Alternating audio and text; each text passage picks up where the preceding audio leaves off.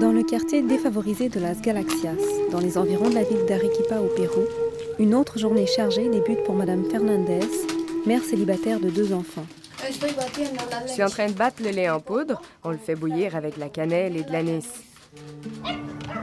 Madame Fernandez fait partie des dizaines de milliers d'habitants des Pueblos Jóvenes, ces quartiers d'extrême pauvreté entourant la ville sur les flancs de montagne.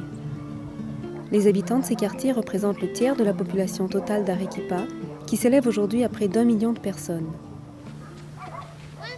Arequipa est située dans l'extension du désert d'Atacama, à plus de 2300 mètres d'altitude. La beauté de la ville, qui est inscrite au patrimoine de l'humanité de l'UNESCO, attire chaque année plusieurs milliers de touristes.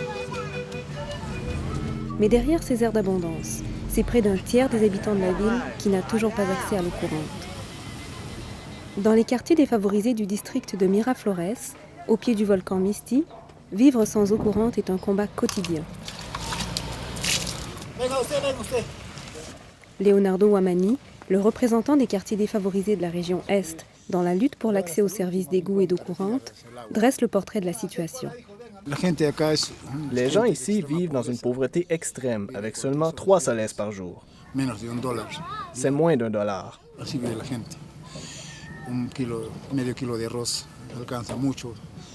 Un demi-kilo de riz ne suffit pas pour nourrir une famille de 4 à 5 enfants. C'est une situation chaotique qui se vit ici. Le maire du district de Miraflores, Luis Manuel de Chavez, ne juge pas la situation aussi alarmante. À Miraflores, il y a une population de près de 60 000 habitants, parmi lesquels 90 % a accès à des services de base. Les 10 % qui n'y ont pas accès sont les habitants d'environ 15 quartiers qui ont immigré ici de façon désorganisée. Le Rio Chili constitue la principale source d'approvisionnement en eau pour toute la population d'Arequipa. L'eau du Rio Chili sert d'abord à la consommation humaine, ensuite aux terres agricoles où se cultivent des aliments que nous consommons à Arequipa. C'est donc une source de vie importante pour la ville. Le professeur en environnement à l'université andina d'Arequipa, Jesús Gómez Urquizo, s'intéresse depuis longtemps aux problèmes de contamination de l'eau à Arequipa. Il s'inquiète de la dégradation de la situation. Le problème principal de la contamination de l'eau du Rio Chili est dû au déversement direct des eaux usées dans le fleuve. Ensuite, avec cette eau contaminée, nous cultivons les aliments que nous consommons.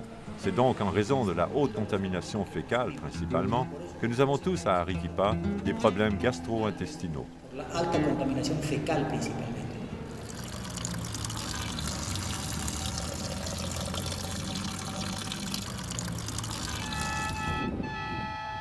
Alors que les habitants de certains quartiers n'ont pas d'eau depuis plus d'une décennie, la municipalité a fini par organiser un système de citernes pour pallier le problème.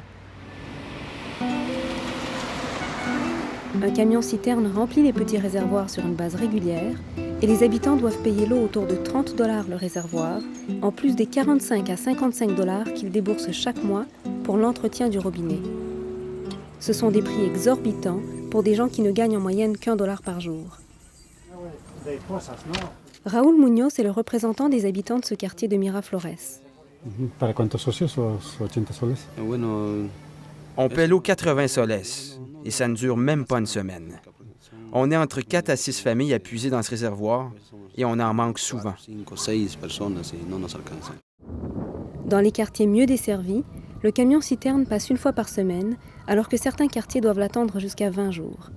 No nos abastece a veces y tenemos que hacer, medirnos el agua nosotros. Como madre, tengo que medirme para la cocina, para lavar y para las plantas o así. No tenemos cómo llegar con los servicios básicos. Nous n'avons pas la possibilité de leur donner accès aux services de base. Nous devons construire d'abord une deuxième usine de traitement des eaux dans le secteur de Caïma et traverser en pompant l'eau jusqu'au secteur le plus élevé où il faudrait construire un réservoir pour ensuite distribuer l'eau dans les maisons. C'est difficile pour nous de transporter l'eau à partir d'en bas jusqu'aux maisons les plus loin des quartiers. Ici, il y a 450 familles et dans cette partie haute de Miraflores, il y a 11 quartiers résidentiels qui n'ont pas accès à l'eau courante. Sedapar est l'entreprise d'assainissement des eaux d'Arequipa en charge de la distribution de l'eau et du service d'égout. L'appui que Sedapar nous donne pour les projets est seulement technique, parce qu'elle manque de ressources financières.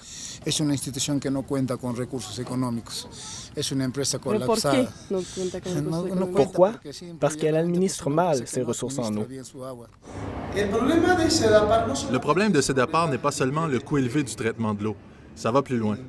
Il y a un manque d'intérêt et de volonté de leur part à vouloir régler les problèmes.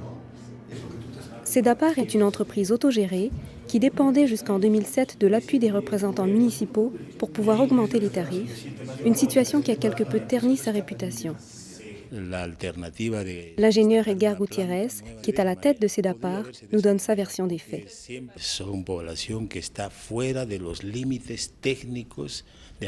Il s'agit de populations qui sont en dehors des limites techniques d'approvisionnement en eau que nous pouvons desservir avec nos infrastructures actuelles. Comme entreprise, nous devons survivre et grandir avec seulement le peu de ressources financières que constituent les tarifs que nous facturons aux usagers. Et il y a un grand décalage entre nos tarifs et les coûts réels de nos services. Car ça fait environ 10 ans que nous n'avons pas la chance d'avoir l'autorisation d'augmenter nos tarifs. Ils sont donc exactement les mêmes qu'il y a 10 ans. Sedapar juge les municipalités responsables de l'incapacité financière à construire les installations nécessaires. Mais finalement, à qui la faute? Les municipalités ou l'entreprise d'assainissement des eaux? Comment expliquer qu'après 10 ans, plus de 20 000 familles n'aient toujours pas accès à l'eau courante? Nous croyons que Sedapar, l'institution en charge d'acheminer l'eau aux populations, ne peut faillir à ses responsabilités. Il est vrai qu'il y a beaucoup d'appui de notre part comme gouvernement municipal et régional, mais Sedapar ne peut pas pour autant rester en marge des solutions. C'est vrai qu'il est urgent que les contributions financières augmentent, mais cela doit bénéficier aux populations qui en ont besoin. Pendant que tout le monde se renvoie la balle et que personne n'assume ses responsabilités, les habitants de ces quartiers perdent patience. Ils ont décidé de prendre les choses en main et de creuser eux-mêmes des canaux pour l'approvisionnement en eau de leur quartier. Trabajan desde las 6 de la mañana hasta 7, 8 de la noche a fin de tener el agua necesaria para su pueblo, para su familia. Nous avons assisté à une des réunions que les dirigeants organisent. Nosotros inmigramos de afuera, venimos a la ciudad para poder encontrar mejores condiciones de vida, pero sin embargo estamos sufriendo peor que en nuestra tierra, porque en nuestra tierra tenemos agua fresca, pero acá nosotros tomamos agua contaminada. Les familles disposent de 2 à 6 bidons par jour. La file d'attente pour obtenir sa ration d'eau hebdomadaire peut parfois être très longue. Dos baldes jalamos los días sábados cuando vamos a lavar ropa.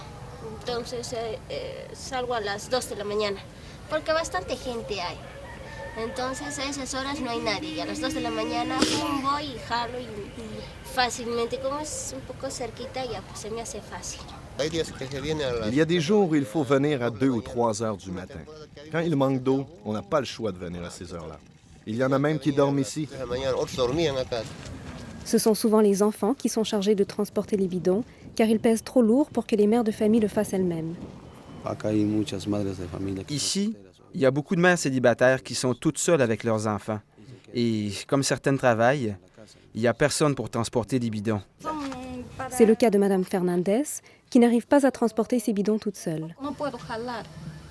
Je ne peux pas transporter les bidons. Je le fais faire par mes enfants. Le petit qui est là, je lui demande de les remplir dès que j'en ai fini un. Parce que quand je les soulève, ça me fait mal ici. Sans eau courante, les conditions d'hygiène sont difficiles. Pour les tâches ménagères, chaque goutte d'eau est comptée. Après avoir fait la cuisine, lavé la vaisselle et les vêtements, il ne reste plus d'eau pour garder la maison propre.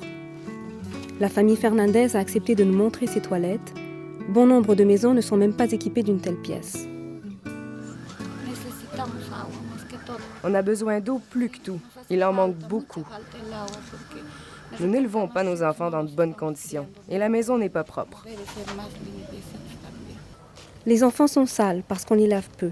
Lorsqu'on les lave, c'est par une température de 10 à 20 degrés Celsius. En raison du froid et de la contamination de l'eau, ils tombent fréquemment malades. la tos. ¿Y estómago? Y el estómago. Ayer estaba mal del estómago. Por eso me he tomado un mate y recién estaba bien. A veces en la noche se enferman, tienen fiebre, entonces tengo que hacer algunas cosas. Yo tendré listas ya mis medicamentos para que no pueda estar sufriendo. En consommant de l'eau qui n'est pas potable, les gens se rendent malades. Ils doivent alors consacrer une partie de leur budget à l'achat de médicaments pour se soigner, ce qui les rend encore plus pauvres. Malgré ce quotidien difficile, les jours passent, certains gardent espoir, les institutions semblent enfin sortir de leur léthargie et quelques projets se concrétisent. Si tout se passe comme prévu, un nouveau réservoir et une usine de traitement des eaux seront construits d'ici 2009. Dernièrement, le gouvernement régional s'est engagé à investir dans les installations de traitement des eaux pour desservir la partie est de la région. Ces infrastructures n'impliquent toutefois pas la tuyauterie jusqu'à chaque maison, car la main-d'œuvre de ces installations coûterait trop cher. C'est pourquoi les habitants doivent s'en occuper eux-mêmes. Avec les habitants des 3 districts, dont Miraflores, nous avons creusé 11 km de canaux pour pouvoir économiser une partie des coûts de main-d'œuvre destinés à l'exécution du projet. Pour obtenir les fonds nécessaires à l'exécution de ces projets, le gouvernement régional a dû signer un contrat avec la compagnie minière de Cerro Verde afin qu'elle contribue financièrement au projet, puisque l'exploitation minière de cette compagnie requiert à elle seule une énorme quantité d'eau. Il y a une grande contradiction ici, parce que l'eau devrait être destinée en priorité à la consommation humaine. Mais la compagnie minière Cerro Verde utilise 60% de l'eau disponible pour ses activités.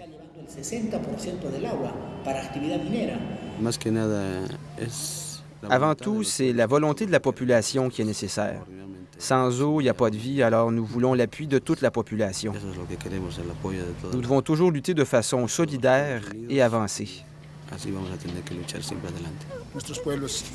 L'estime de soi de nos populations a été usée et maltraitée. Il y a beaucoup d'égoïsme parmi les gens. Nous voulons que les gens s'unissent pour obtenir des gains communs, comme l'eau par exemple, pour pouvoir enfin vivre mieux. L'accès à l'eau potable est-il un droit?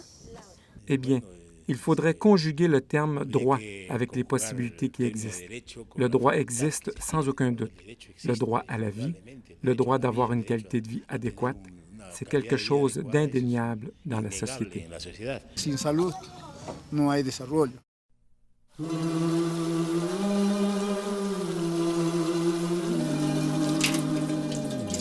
À quand l'eau courante au sein de ces communautés?